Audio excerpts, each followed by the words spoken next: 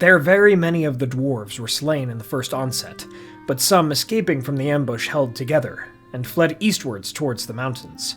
And as they climbed the long slopes beneath Mount Dolmed, there came forth the shepherds of the trees, and they drove the dwarves into the shadowy woods of arid Linden.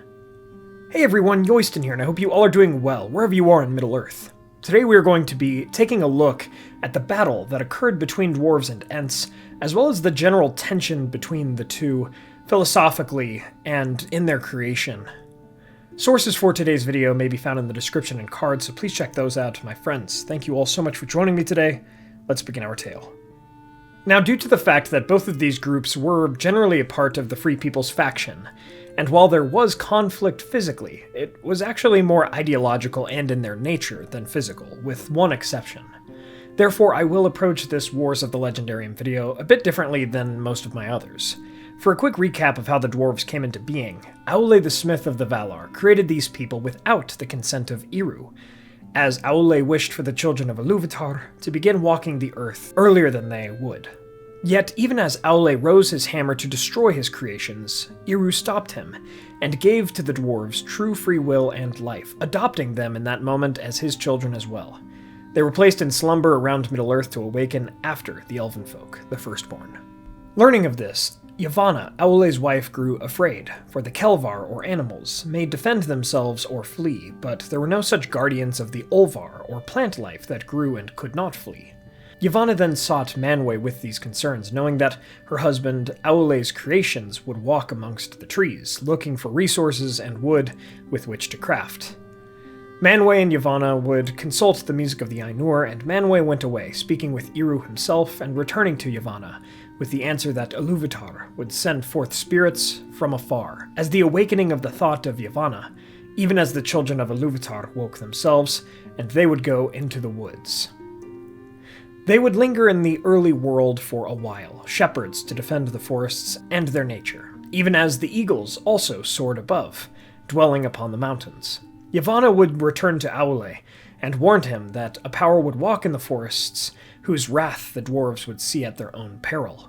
Yet Aulë persisted, for the dwarves, he said, would have need of wood, knowing that he built his folk to be an industrious and laboring people. So that is how these two folk came to be. The Ents truly were a reaction, and they only came about when Yavanna heard that her husband's project, the dwarves, became a reality and one that would stick around in Middle-earth, one that was adopted by Ilúvatar. The two were somewhat made in opposition of each other, in fact, for the dwarves would always seek to harvest and create, building and expanding their halls and mansions, and other projects, whereas Ents sought solely to foster, aid, and protect, nothing more. But of course, as we know, the Ents would be in conflict with men and orcs who cut their trees down for their own purposes more than the dwarves did. But I think the split between these two peoples, Ents and dwarves, stands, as does Yavanna's fears for the forests, as it seems that the confirmation of the existence of dwarves revealed to her that there would be peoples upon the world that sought to do harm to the forests actively for their own purposes. And nature, it seemed, would have little chance of fighting back. Even with the Ents, this proved to be so, as the great forest which spanned from Beleriand to Fangorn to Lindoranond or Lorien would see a great diminishment as the ages went on. Nature would be victimized by the people and the children of Ilúvatar. Yet between the dwarves and Ents still stood a rather ideological, inbuilt divide that was present in their infancy.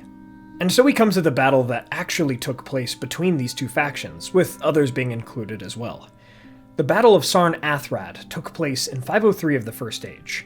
After the death of Thingol and many of his people by the hands of the dwarves of Nogrod, a dwarven stronghold in the Blue Mountains, those dwarves made their way back along the road towards the east, and as they crossed the ford, Sarn Athrad, they were suddenly assaulted by the arrows of the Green Elves, those of the forests, led by Beren, son of Barahir, the very Beren from the tale of Beren and Luthien, and his son Dior.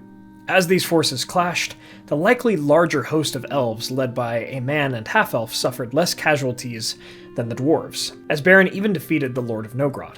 However, there was one more faction that also came into play, for even as some of these dwarves escaped the battle and ran back to their home of Mount Dolmed, Ents came forth and slew these dwarves upon the foothills of the mountains, truly defeating that faction of people in the battle. Throughout the known history of Middle-earth, this alone was really the only time when Ents and dwarves specifically fought one another on the field of battle. But I do imagine there were other untold instances of combat between dwarves and Ents, especially concerning the fear that Yavanna originally had about them. The dwarves would seek wood, and the Ents would defend the trees. That probably did happen at some point in the timeline of Middle-earth, as Tolkien stated in a letter that this battle of Sarn-Athrad would not make for love between the dwarves and Ents. And again, I imagine that that fear Yavanna had would come to pass. And so we come to address the best-known Ent and the best-known dwarf throughout the Legendarium and how they interacted, Treebeard and Gimli. When they first met at Isengard after the flooding, Gimli bows, and his axe slips from his belt, falling onto the ground. Treebeard acknowledged that while he had goodwill towards the elves, referring to Legolas, he was not so sure about Gimli, remarking that their friendship, that of an elf and a dwarf, was a rather strange one. But Legolas said that Gimli's axe was not for the trees, rather, it was for orc necks, which Treebeard liked better. Just as they had explored the Fangorn before looking for Merry and Pippin, Gimli and Legolas would go on to explore the Fangorn forest after these events, without incident. In the perilous times of The Lord of the Rings, philosophical differences between peoples that had had previous problems, even the dwarves and elves, dwarves and Ents, men of different lands, the men of Rohan and the elves, so on and so forth, came to not matter so much, and these people put their prejudices to rest in service of a better world and a future common understanding. Yet we must acknowledge and remember that there were innate philosophical differences, misunderstandings, and issues between different peoples, such as the axe-wielding and industrious dwarves, and the forest-protecting shepherds, the Ents, even if they did work together eventually against Sauron. I imagine that, just as Ents and dwarves manifested around the same point in time, they would also decline similarly, the former into the deepest parts of nature, and the latter into caverns and mansion halls far beneath the earth, even as their populations both declined, with less Entings and dwarvish children. Yet before that day came, both peoples had learned lessons from the other race. And so, my friends, we come to the end of our tale on the battle of dwarves and Ents, as we continue to explore the wars of the Legendarium. From this tale we see a clear and simple theme: to reach common understanding with our opposites and oppositions. There is reason and rhyme for all manner of nature and life. Our task comes in the understanding of such things. Thank you all so much for watching. I hope you all enjoyed this tale. If you did, please be sure to hit that like button and share this with a friend. Let me know your thoughts on all of this in the comments below. I enjoy how the Ents and elves are similar in their nature, leading to their own opposition to the dwarves, who have quite a few enmities of their own throughout the Legendarium. If you'd like to support the channel, please consider getting some candles from our friends Mythologie Candles, or order some Weta or United Cutlery Lord of the Rings sword statues and other replicas from Castle Kon, who does international shipping, and please use the code WEST at checkout, and please check out our merch and Patreon.